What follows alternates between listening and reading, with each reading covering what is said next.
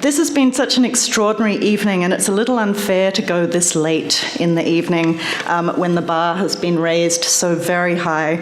It reminds me a little bit of the days shortly after 9/11 in New York when I was at a party, and because, that's what we did, it was a very strange time, and I met a woman and she said, "What are you doing here?" And I said, "Oh, what we're all doing. Consoling ourselves with our community." And she said, "What do you do?" And I said, "I draw pictures for children." "What do you do?" And she said, "Oh, I'm preparing enough antigen in case there's a biological attack of smallpox or anthrax." And I thought, oh yes, I'm just going to go and get a drink. And I feel a little bit like that tonight with the list of people and your achievements, and I'm very humbled. And yet I will do my best to struggle on. First of all, I also want to offer an apology for the President of the United States of America, and that's all I'm going to say about that.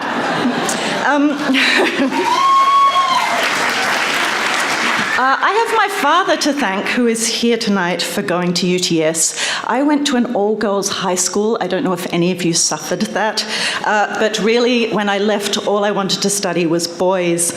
And so I had my eyes on art school, where the boys wore promising beards and paint-splattered overalls.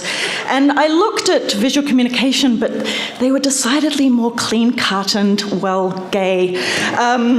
But my father steered me towards design, and he said, "I feel that you will have more opportunities in the world." And he was right. The students at visual communication they were competitive, they were ambitious, but they were collaborative and they were supportive. And I was so lucky to study under the likes of Peter Powditch and Jackie Goth. They taught me to find a story worth telling, and they gave me the tools to tell it. Visual communication is a kind of timeless magic. It can transcend language and cultural barriers, from cave painting to CGI. In a dirt-floored classroom in Rwanda, I used drawings to communicate with wide-eyed children learning to read.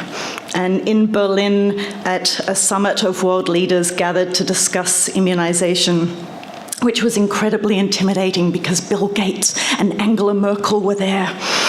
I told them stories in pictures of a chief in a village in Congo whose 2-year-old daughter had contracted measles, and he had carried her on foot 3 days to the nearest clinic, and she had died in his arms on the way. And world-renowned epidemiologists were wiping away tears. Similarly, in a crowded auditorium of 500 rowdy kids in Texas, kids who had the latest technology at their fingertips, but devastatingly low literacy rates, I took out a piece of charcoal and a piece of paper and started to draw a line, and suddenly you could hear a pin drop, because there is a timeless magic in visual communication. As Mark Isaac said way at the beginning of this evening, the work is its own reward. But it's really lovely to come home and to have my family here and to accept this award with all of you from my own people. I'm just thrilled to be here. Thank you so much.